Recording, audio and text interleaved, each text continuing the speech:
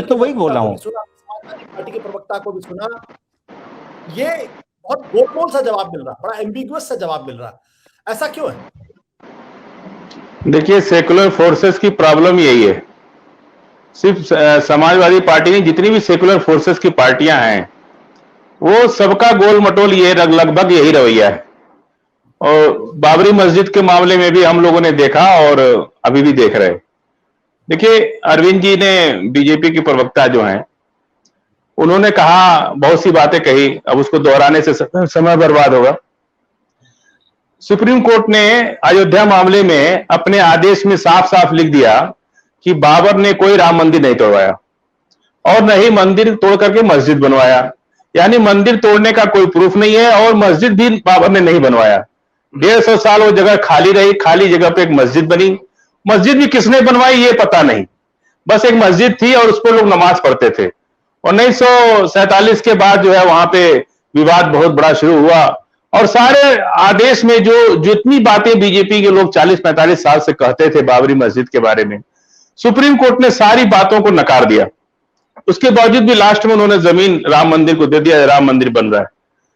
ठीक वही चीज आशुतोष जी अब ज्ञानवापी मस्जिद के बारे में फैलाई जा रही है कि औरंगजेब ने तोड़ के बनाया, इसको पहले मंदिर था, इसको तोड़ के मस्जिद बनाया, शिवलिंग मिल गया, ये हो गया, वो हो गया। जितना भी सर्वे में बात हुई वो तो मस्जिद के बाहर तो पूरी जमीन मंदिर की है, पूरा प्रांगण ही मंदिर का है, तो जो कुछ भी मिलेगा तो मंदिर का ही मिलेगा। अंदर मस्जिद में जहां नमाज पढ़ी जाती है, अब वो फव्वारा है कि शिवलिंग है, ये तो अब बात की बात है, वो उस पर हम नहीं जाते।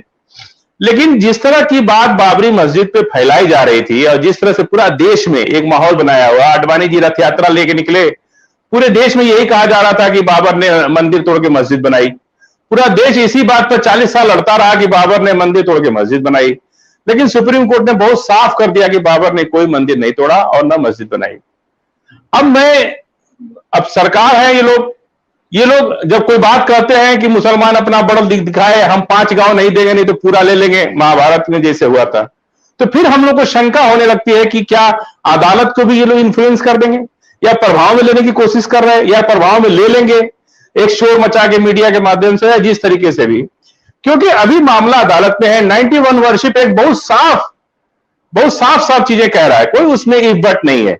उसके बावजूद भी ये लोग इतना कॉन्फिडेंट होकर के बीजेपी के लोग कह रहे हैं कि अगर मुसलमान दे दिया तो ठीक, नहीं तो हम ले लेंगे।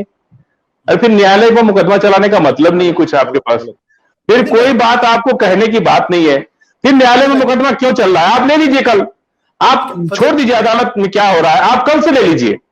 लेकिन ये बात कहना, आशुतोष जी एक लाइन बोलना चाहूंगा। मैं 2 सवाल आपसे करना चाहता हूं, संक्षेप में जवाब चाहूंगा। पहली बात यह कि जहां तक काशी विश्वनाथ और ज्ञानवापी मस्जिद का सवाल है, वहां इस बात को लेकर कोई कंफ्यूजन ही नहीं है कि औरंगजेब ने मस्जिद तोड़ने का फरमान दिया था या नहीं। फरमान उन्होंने दिया था और फरमान उपलब्ध है, तो वो एक एस्टैब्लिश्ड फैक्ट है। दूसरी, देखिए, भारतीय जनता पार्टी वो कोर्ट दी गई है, कुछ सिटीजन्स कोर्ट के अंदर गए, तो आप भारतीय जनता पार्टी को आप जिम्मेदार नहीं ठहरा सकते कि भारतीय जनता पार्टी ने वहां कोई जाके ज्ञानवापी मस्जिद को अपने पास लेने की बात। यही बात जो है कृष्ण जन्मभूमि के सवाल को लेकर है। तो ऐसे में आप बीजेपी को कैसे दोष दे सकते हैं और कैसे औरंगजेब का ये बाबरी मस्जिद जो ज्ञानवापी का सवाल है उसमें आप ये कैसे कह सकते हैं कि उसको तोड़ा नहीं है, किसने नहीं तोड़ा? वो बात तो एस्टैब्लिश है पूरी तरीके से।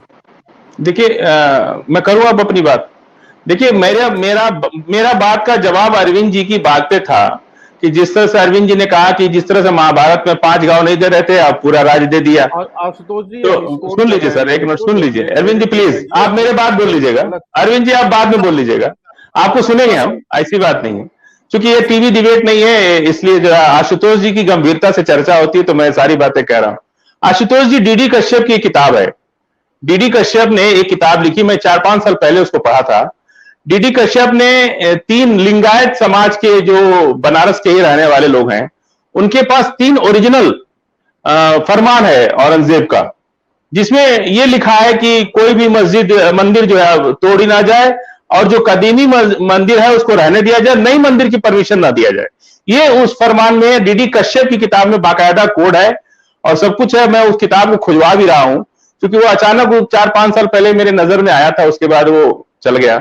तो कोई अच्छा, सारे इतिहासकारों को आप पढ़ डालिए, कोई इतिहासकार इस नतीजे पर नहीं पहुंचा कि ज्ञानवापी मस्जिद को किसने मंदिर तोड़वाया, किसने मस्जिद बनवाया।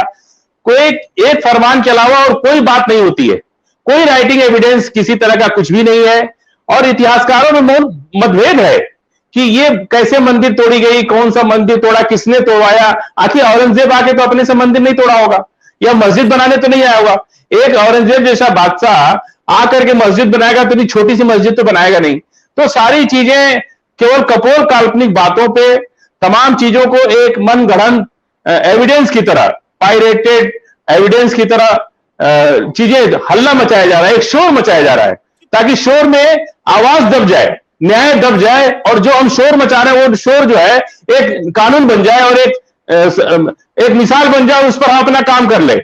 मस्जिद अगर मान लीजिए, एक मिनट सर, एक मिनट पूरा कर रहा हूं। अगर बाबरी मस्जिद से चूंकि मुसलमान एक महसूस कर रहा है कि हम लोग के साथ जो कुछ भी हुआ उसका दोबारा दुष्परिणाम ज्ञानवापी मस्जिद के साथ हो, देखिए मस्जिद हम बहुत बना सकते हैं, लेकिन हमें भी अपनी धरोहर और अपनी आस्था के साथ हमें है कि इस देश में लोकतंत्र है, कानून है, संविधान है, तो हमें भी आजादी है अपनी आस्था को मानने के लिए, अपने मजहब की चीजों को, अपनी इबादतगाहों को बचाने का। क्या हमारे पास कोई राइट्स है या नहीं है, ये हमको सोचना पड़ता है कि डेमोक्रेटिक देश में क्या अगर बहुसंख्यक, बार बार टीवी पे डिबेट हो रही है, पत्रकार बीजेपी के प्रवक्ता लोग बहुत जोर जोर से बोलते हैं कि बहुसंख्यक का मामला है। अरे भाई 1% आबादी किसी बिरादरी की है, किसी जात की है, तो आप उसको क्या रौंद दोगे, उसके इबादत खानों को तोड़ दोगे, उसको जीने का हक छीन लोगे। ये देश लोकतंत्र का देश है, यहां आबादी से नहीं, ये संविधान से चलेगा। अगर एक परिवार भी, एक बिरादरी का, एक समाज का एक परिवार भी है, तो देश का संविधान उसको पूरी आजादी देता है जीने की। सत्य हिंदी का ऐप डाउनलोड करें गूगल प्ले स्टोर पर।